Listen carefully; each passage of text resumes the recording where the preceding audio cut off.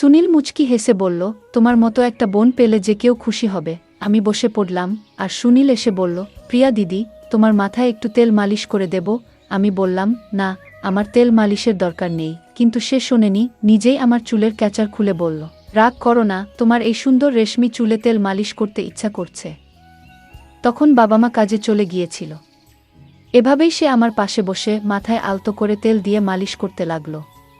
তারপর এই সুযোগে সে আমার সাথে, আমি প্রিয়া, আমার বয়স তখন 2 বছর। আমি দেখতে অনেক সুন্দর, গায়ের রং ফর্সা, একটু স্বাস্থ্যবান, তাই আমাকে আরও বেশি আকর্ষণীয় লাগে। আমি কলেজে গেলে সবাই আমার দিকে চেয়ে থাকে। আমার একটি মাত্র অনেক আদরের ছোট ভাই আছে। আমি 2য় বর্ষের ছাত্রী, এবং তখন গ্রীষ্মের ছুটি শুরু হয়েছে। প্রতিবারের মতো এবারও কলেজ থেকে ছুটি পেয়েছিলাম। আজ ঘরের সব কাজ শেষ করে আমি বিছানায় একটু বিশ্রাম নিচ্ছিলাম। ক্লান্তির কারণে আমার মনে হচ্ছিল সারা শরীর ব্যথা হয়ে গেছে, আর আমি একটু আরাম খুঁজছিলাম। এমন সময় আমার ভাই সুনীল এসে জিজ্ঞেস করল, দিদি, তুমি ঠিক আছো তো? আমি বললাম, হ্যাঁ, সব কাজ শেষ করে একটু বিশ্রাম নিচ্ছি। আমার গল্পগুলো তোমরা শুনো, কিন্তু সাবস্ক্রাইবই করো না। দয়া করে গল্পগুলো ভালো লাগলে ভিডিওটি লাইক, শেয়ার এবং চ্যানেলটি সাবস্ক্রাইব করো প্লিজ। সুনীল বলল, তাহলে আমি এখনই তোমার জন্য দুধ নিয়ে আসছি, তা খেলে এখন একটু তোমার ক্লান্তি দূর হবে। তার কথায় আমি স্বস্তি পেলাম এবং মুচকি হেসে বললাম, ঠিক আছে, দুধ নিয়ে এসো, আমি একটু ঘুমাবো। সুনীল সবসময় তার বোনদের খেয়াল রাখে। আমি তার জন্য মনে মনে অনেক দোয়া করলাম এবং তার আনা দুধ পান করতে লাগলাম। দুধের গ্লাসটি পাশে রেখে আমি বিছানায় শুয়ে পড়লাম। সুনীল বলল, চলো, আমি তোমার মাথা ম্যাসাজ করি, তুমি একটু ঘুমাও। সে বিছানায় বসে আলতো করে আমার মাথা টিপতে শুরু করল, আর আমি ধীরে ধীরে স্বস্তি অনুভব করলাম। চোখ বন্ধ করে গভীর ঘুমে তলিয়ে গেলাম। আর ঠিক তখনই আম্মুর ডাকে আমার ঘুম ভেঙে গেল। ঘড়ির দিকে তাকিয়ে দেখি রাত 10টা বাজে। একটু ধাক্কা খেলাম। বুঝলাম বাবাও অফিস থেকে ফিরে এসেছেন। আমি মনে মনে ভাবতে থাকলাম, এতক্ষণ আমি কিভাবে ঘুমালাম। আমি উঠে দাঁড়াতে চেষ্টা করলাম, কিন্তু মাথা ঘুরে গেল, কিছুই দেখতে পাচ্ছিলাম না। ফ্রেশ হয়ে বেরিয়ে এলাম, দেখি সবাই আমার জন্য অপেক্ষা করছে। আমাকে দেখে সুনীল মাকে বলল, দেখো মা, এত কাজের চাপ যে সারাদিন কাজ করতে করতে বেচারা একেবারে ক্লান্ত হয়ে পড়েছে। আমার মা ও বাবা দুজনেই বাইরে কাজ করতেন, কারণ শুধুমাত্র বাবার আয়ে আমাদের পড়ালেখার খরচ চালানো কঠিন ছিল। আমি আর সুনীল কলেজে যেতাম, কিন্তু গরমের কারণে আমাদের অনেক সময় বাসায় থাকতে হতো। গত কয়েকদিন ধরে সুনীল আমার প্রতি বেশ যত্নশীল হয়ে উঠেছিল। গৃহস্থালির কাজ করলে সে সবসময় আমাকে সাহায্য করতে চাইত। যখনই আমি ক্লান্ত হয়ে পড়তাম, সে পাশে দাঁড়াতো এবং বলতো, তুমি অনেক পরিশ্রম করছো, এটা আমার কর্তব্য তোমাকে সাহায্য করা। আমি চুপচাপ শুয়ে থাকতাম। একদিন রাতে আমার ভাই চুপি সারে আমার রুমে ঢুকল। আমি তখন ঘুমাচ্ছিলাম, কিন্তু মনের ভেতর জেগেছিলাম। রুমটা অন্ধকারে নিমজ্জিত ছিল, আর আমি আতঙ্কে চোখ খুলে তাকালাম। ঘুমানোর আগে দরজাটা সামান্য খোলা রেখেছিলাম, কিন্তু যখন ঘুম ভাঙল তখন কেউ সেখানে ছিল না।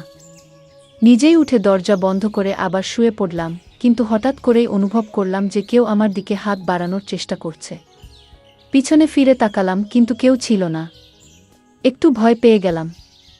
ঘরের আলো জ্বালিয়ে দরজা খুলে বাইরে তাকালাম, কিন্তু কাউকে দেখতে পেলাম না। আগে কখনো এমন কিছু ঘটেনি, তাই একটু অস্বস্তি লাগছিল। তৃষ্ণা পেয়ে রুম থেকে বেরিয়ে এলাম পানি খাওয়ার জন্য। তখনই সুনীলকে আমি দেখতে পাই। সুনীল আমাকে দেখে জিজ্ঞেস করল, তুমি কি এখনো জেগে আছো? কি হয়েছে? আমি বললাম, কিছু না, তৃষ্ণা পেয়েছিল তাই পানি খেতে এসেছি। সুনীল বলল, ভয় পেয়েছ নাকি? ভয় পেয়ে থাকলে বলো, আমি তোমার ঘরে ঘুমাই আজ। তুমি চাইলে আমি তোমার সাথে রুমে ঘুমাতে পারি। আমি তাকে বললাম, না, তোমার ঘুম নষ্ট করার দরকার নেই। কিন্তু সে বলল, তোমাকে একা রেখে যেতে পারবো না। অবশেষে আমি বিছানায় শুয়ে পড়লাম, আর সে আমার পাশে বসে বালিশটা ঠিক করে দিল। তারপর পাশের ছোপায় শুয়ে পড়ল। রাতে ঘুমানোর সময় মনে হচ্ছিল যেন কেউ আমার পাশে বসে আমাকে দেখছে, আমার মুখের কাছে হাত নাড়ছে, এবং এটা যেন একটা স্বপ্নের মতো। পরের দিন সকালে ঘুম থেকে উঠলাম, কিন্তু মনে হচ্ছিল কিছু অদ্ভুত। মেজাজও ঠিক ছিল না। তাই সুনীলের দিকে তাকিয়ে একটু বিচলিত হলাম।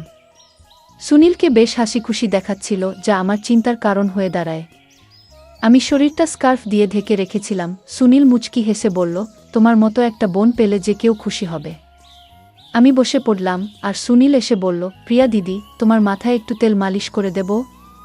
আমি বললাম, না, আমার তেল মালিশের দরকার নেই। কিন্তু সে শোনেনি। নিজেই আমার চুলের ক্যাচার খুলে বলল, রাগ করো না, তোমার এই সুন্দর রেশমি চুলে তেল মালিশ করতে ইচ্ছা করছে। তখন বাবা মা কাজে চলে গিয়েছিল। এভাবেই সে আমার পাশে বসে মাথায় আলতো করে তেল দিয়ে মালিশ করতে লাগল। তুমি এত সুন্দর যে তোমাকে দেখলে সবসময় মনের মধ্যে একটা হাসি ফোটে। যখন যখন সে আমার চুলে মালিশ করছিল, মনে হচ্ছিল তার হাতে যেন কোনো বিশেষ জাদু আছে। তখন আমি বারবার ঘুমের জোগতে হারিয়ে যাচ্ছিলাম আর মনটা শান্ত হয়ে যাচ্ছিল।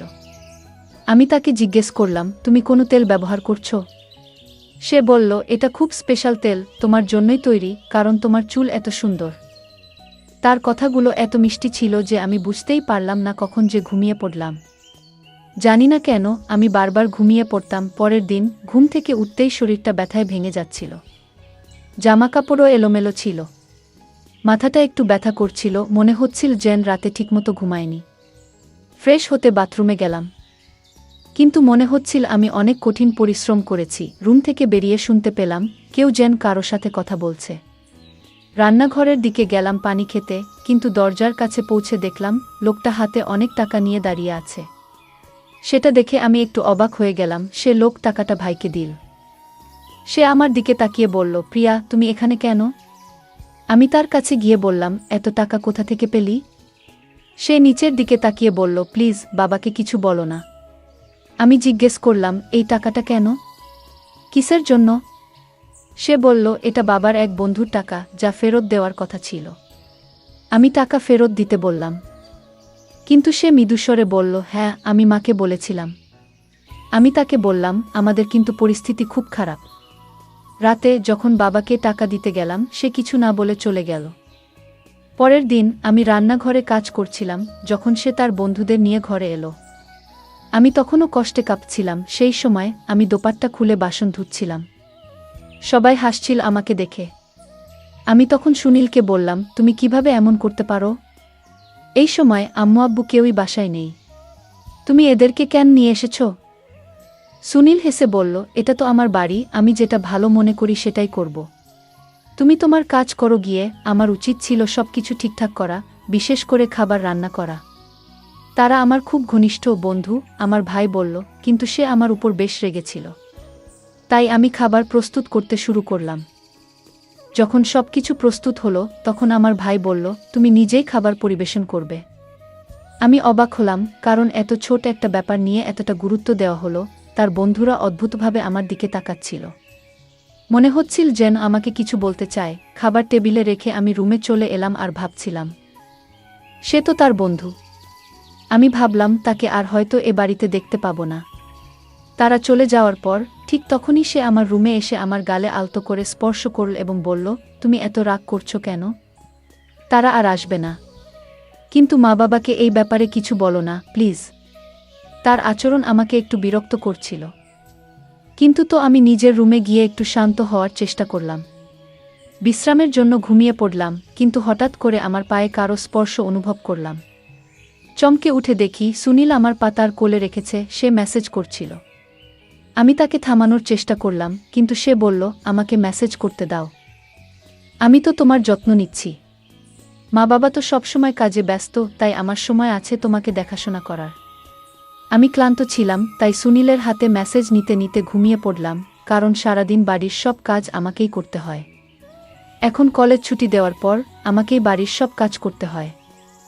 বাবা মা সবাই কাজে যায়, তাই বাড়ির সব দায়িত্ব আমার। যখন ঘুম ভাঙল, তখন মাথাটা ঘুরছিল আর বিছানার চাদর এলোমেলো হয়েছিল। একটা মৃদু পারফিউমের গন্ধ পাচ্ছিলাম, যা আমাকে আরও অস্বস্তিতে ফেল। আমি বিছানায় শুয়ে পড়লাম। মনে হচ্ছিল কেউ যেন রুমে উপস্থিত আছে এবং আমাকে জাগানোর চেষ্টা করছে। কিছুক্ষণ পর যখন চোখ খুললাম, দেখলাম বিছানায় শার্ট এবং পারফিউম পড়ে আছে। সবকিছুই যেন অদ্ভুত লাগছিল। আজকের দিনটা বেশ অস্বাভাবিক ছিল, কারণ আমি আর সুনীল ছাড়া বাড়িতে কেউ ছিল না। তারপর কি হলো? আমার শরীর বেশ ক্লান্ত এবং দুর্বল বোধ করছিল। আমার মুখের রং ফ্যাকাশে হয়ে যাচ্ছিল। আর সেই মুহূর্তে সুনীল আমার পাশে এসে দাঁড়িয়েছিল। আমি কোনোভাবে অজুহাত দেখিয়ে নিজেকে সরিয়ে নিয়েছিলাম, কিন্তু মনটা অদ্ভুত সব চিন্তায় ভরে উঠছিল। আমার এই অস্বাভাবিক অবস্থা দেখে মাও দুশ্চিন্তাগ্রস্ত হয়ে পড়েছিলেন, কারণ তিনি বুঝতে পারছিলেন না আমার মধ্যে এমন কী সমস্যা হচ্ছে। সেই রাতে আমি বারবার জেগে উঠছিলাম এবং পরের দিনও ভালোভাবে ঘুমাতে পারিনি। দিনের পর দিন আমি যেন আরও বেশি রোগা হয়ে যাচ্ছিলাম, আমার সৌন্দর্য যেন কমতে শুরু করেছিল। জানি না কেন আমার সাথে এমন কিছু হচ্ছে।